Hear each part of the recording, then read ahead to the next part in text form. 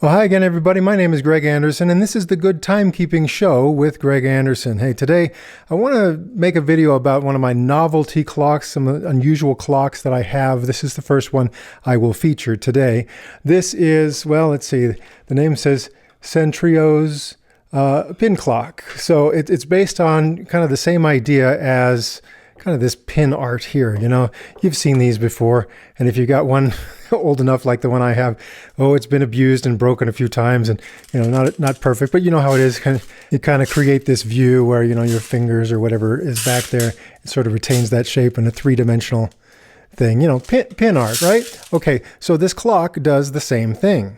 It's got a bunch of little, little pin ends that kind of stick out or stick in.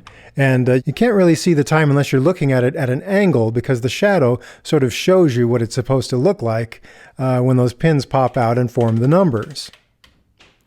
So there you go, and it just changes every minute, and it makes a little bit of noise every minute. So that's kind of a distraction at first if you're not used to it. You're kind of going, what is that? Do we have squirrels in the attic? What's making that noise? I can hear the noise over there. And it turns out that every minute it's making a noise. So the fun part about this is these pins, they don't stick out very far, right? But they're either going to be out or in. And if they're all the way in, then at the beginning of a new minute, then they'll come out and show, what they're supposed to show.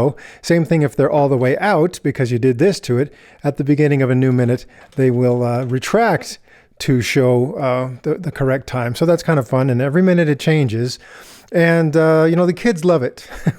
At first, they'll be like, what's that noise? What is that? And then you tell them what it is, and then they love it, and they'll stare at it.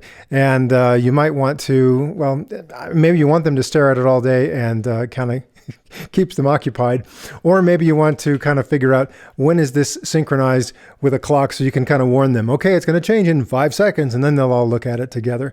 This thing runs on D batteries normally, but I have adapters in case I don't have D batteries. And when it starts to run low, when the batteries start to run low, then maybe you get some of this kind of, nonsense characters when the full number is not popping in or out like it's supposed to. And that's kind of your low battery warning. And I found with this, once you start getting those kinds of errors, within a day or two, the whole thing will just stop. So that's when you change the battery. But, pretty easy to do with D batteries.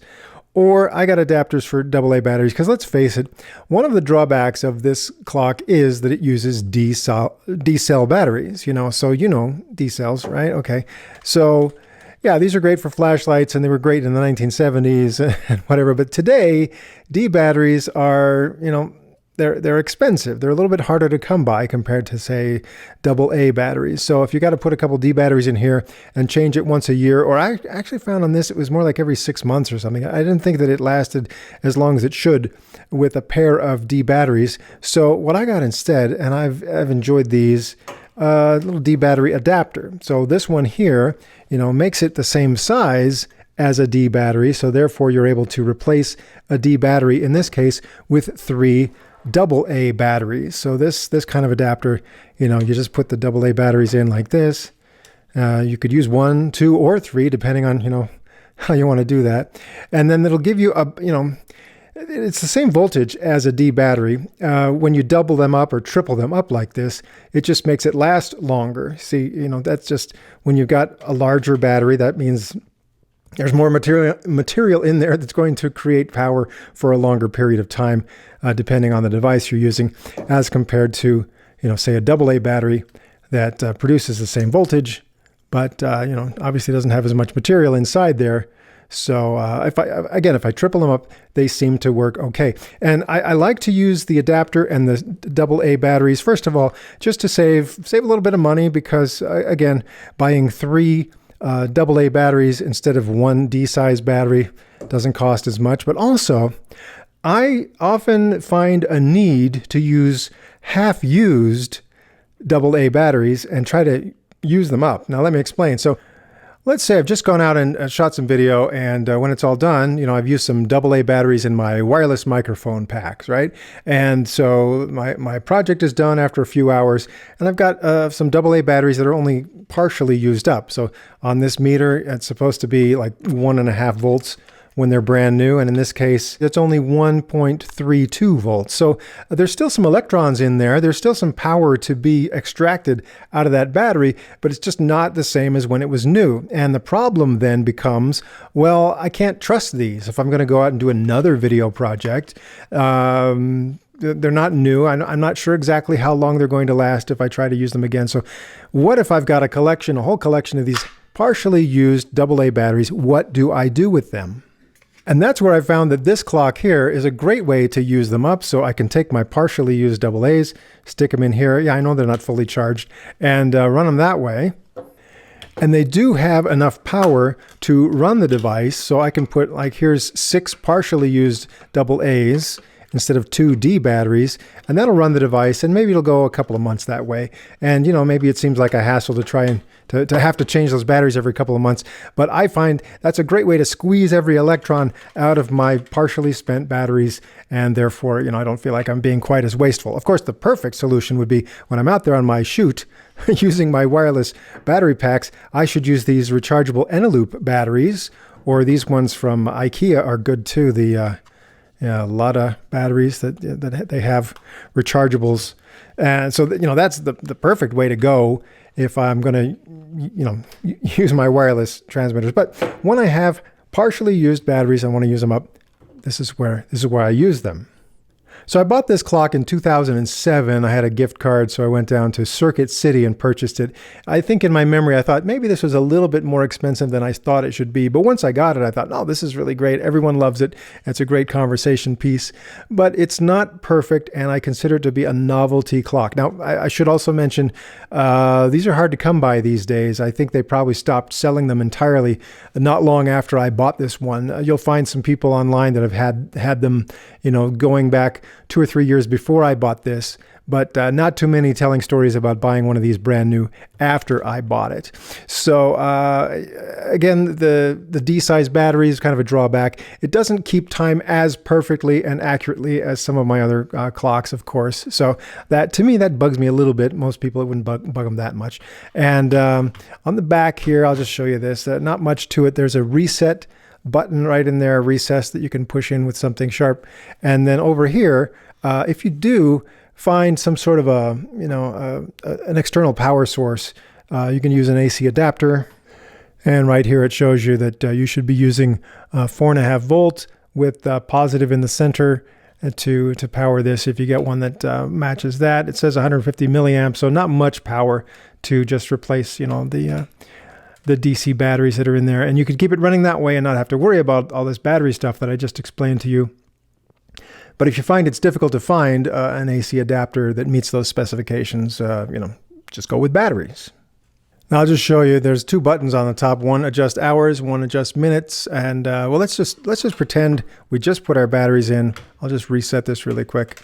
And now it would reset to 12 o'clock. Okay. So, this is where it's kind of a time-consuming process to set this. If you push the hours button, then it takes, a couple seconds per change, right? So if you had to reset this to, say, 11:55, it seems like you'd be sitting here all day. Because once you set the hours to whatever you want it to be, then you hold down the minutes button. And again, it's kind of a slow process to go through every minute and set itself. So I guess the perfect thing to do would be to try to set this when, wait until it's the top of the hour. So if it's 12 o'clock, you just put the batteries in and you're set. Or if it's 1 o'clock, 2 o'clock, 3 o'clock, you don't want to have to hold this minute button down too long and wait for this to set itself, unless you just really love to watch what it's doing. When I let go of this, it takes just a few seconds. And as soon as these 2 markers pop out, that marks the beginning of the minute. So when those popped out, I could reasonably wait 60 seconds for the minutes to change to the next one. So that's, if you're really a stickler on getting this synchronized somehow to like an atomic time source, that's what you would watch for. Now, I found that this clock runs a little bit slow over time. So when I set it, I usually, well, let's see. So if I advance the minute there, and like I said, it takes a few seconds for this thing to indicate that the advance has happened. So that's about 5 or 6 seconds. So what I would do, if I were watching this here, as soon as this gets to about 5 or 6 seconds before the minute, that's when I would advance this. And then what I've found is that over time, this slows down a little bit. So after, maybe a couple of weeks, it might be slow by 5 seconds, maybe 10 seconds even. And so then what I normally do then is set this to go ahead about 5 or 10 seconds, and then I just wait a few weeks until I notice that it's slow, and then I just advance it again. In that case, I would say when my atomic time source was about at 45 seconds or so, that's when I would try to synchronize the minute, push the button, and get it synchronized with my source there. And there you go. So again, these you might be wondering, how does this work exactly? Sometimes pulling these little pins in and sometimes pushing them out. Turns out there's a lot of little solenoids and the little things that activate that are inside this. And since this is working just fine, it's one of those, if it's not broken, don't try to fix it sort of things. I have not tried to disassemble this and take a good look inside at all the stuff that's in there that's activating this mechanism. So if you want to see that, however, there's a nice gentleman up in Canada. I found his video where he kind of tore it down. And even he, who loves to tear things apart for his videos, stopped short of going completely down to every little minute detail of taking this apart to see exactly how it works. But if you want to see what's really inside it, making that happen, I'll put a link down in the description of this video and you can watch what that guy did. Anyway, if you find these on eBay or something like that, they are out there. And people are asking a lot of money for these. I mean, starting bid would be like $50, and then it could go up from there. I don't really know how much people are really selling these for. Obviously, I'm going to keep mine. It's working just fine, and it's my perfect solution for squeezing every last electron out of my partially spent batteries. So there you go. The Centrios pin clock, or Daka Design was another brand name that these went out under. It's a novelty clock. The kids love it. It's noisy, but it's fun. And I just thought I'd show it off to you. So anyway, that's all for this episode of The Good Timekeeping Show. And obviously, of course, I've got more ideas and more episodes coming and more novelty clocks to show to you. So please watch for those coming up really soon.